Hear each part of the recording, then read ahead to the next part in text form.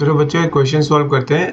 LLP is a type of partnership in which participants' liability is fixed to the amount of money they invest, whereas LLC limited liability company is a tightly held business entity that incorporates the qualities of a corporation and a partnership. So basically ये एक statement है, एक line है जो as it is directly अपने module में से ली है। In the line of the above statement clearly elaborate the difference between LLP and LLC। ये अपना मेन क्वेश्चन है, इलेबोरेट द डिफरेंस। तो अपने को LLP मतलब लिमिटेड लायबिलिटी पार्टनरशिप और LLC लिमिटेड लायबिलिटी कॉर्पोरेशन या फिर कंपनी, इन दोनों के बीच में डिफरेंस बताना है। ये अपने मॉड्यूल में एज इट इज एक चार्ट बना हुआ है, 5 मार्क का क्वेश्चन है। इसमें तो 7-8 पॉइंट्स है, पर अपने कोई भी 5 पॉइंट्स बता देंगे तो चलेगा।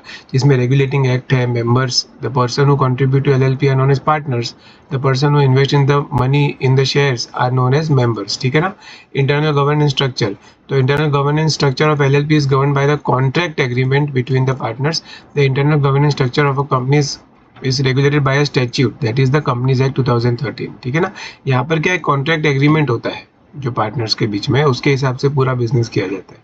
पर कंपनी के अंदर कंपनीज एक्ट 2013 के अंदर दिया हुआ है कि किस तरह से बिजनेस को जो है रन करना है और क्या क्या रूल्स एंड रेगुलेशन एप्लीकेबल होंगे। Name of the LLP is contained with the word limited liability partnership, मतलब कि कोई भी LLP होगी तो उसके नाम के आगे लिमिटेड लायबिलिटी पार्टनरशिप लगा होगा। जबकि कंपनी होगी तो अगर पब्लिक कंपनी होगी तो लिमिटेड वर्ड लगा होगा, प्राइवेट कंपनी होगी तो प्राइवेट कंपनी आगे प्राइवेट लिमिटेड वर्ड लिखा होगा। LLP के अंदर मिनिमम 2 पार्टनर हो सकते हैं, मैक्सिमम की कोई लिमिट नहीं है। प्राइवेट लिमिटेड कंपनी में मिनिमम 2 मेंबर्स और मैक्सिमम 200 मेंबर्स हो सकते हैं। पब्लिक में मिनिमम 7 मेंबर्स और मैक्सिमम में कोई लिमिट नहीं है।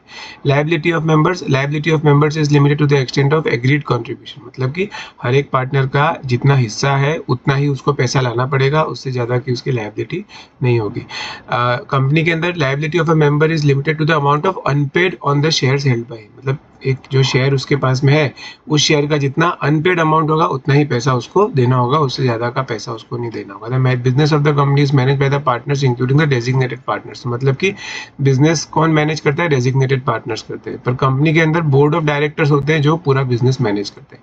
मिनिमम नंबर ऑफ डायरेक्टर्स यहाँ पे कम से कम 2 डेजिग्नेटेड पार्टनर्स होने चाहिए, पर प्राइवेट लिमिटेड कंपनी में 2 और पब्लिक लिमिटेड में 3 डायरेक्टर्स होने चाहिए। मेरा सजेशन ये रहेगा कि एग्जाम के अंदर जो ईजी टू रिमेंबर है ना, वो एक ये वाला है, एक ये वाला है, एक ये वाला है, एक ये वाला है, ये वाला है और ये वाला। मतलब ये इंटरनल गवर्नेंस और ये वाला आप चाहो तो छोड़ के जा सकते हो, मतलब कि आपके 6 पॉइंट्स आपको अच्छे से याद रह जाएंगे। ये टिक वाले कर लो, वैसे तो हो सके तो 8 के 8 ही कर लो, आपको बेटर रहेगा। पर एग्जाम में हमेशा ध्यान रखो 5 मार्क का क्वेश्चन है तो कोई सेंस नहीं बनता है कि आप उसमें 8 पॉइंट्स लिख के आओ, उसमें टाइम वेस्ट होगा। तो अपने को टाइम मैनेज करना आना चाहिए।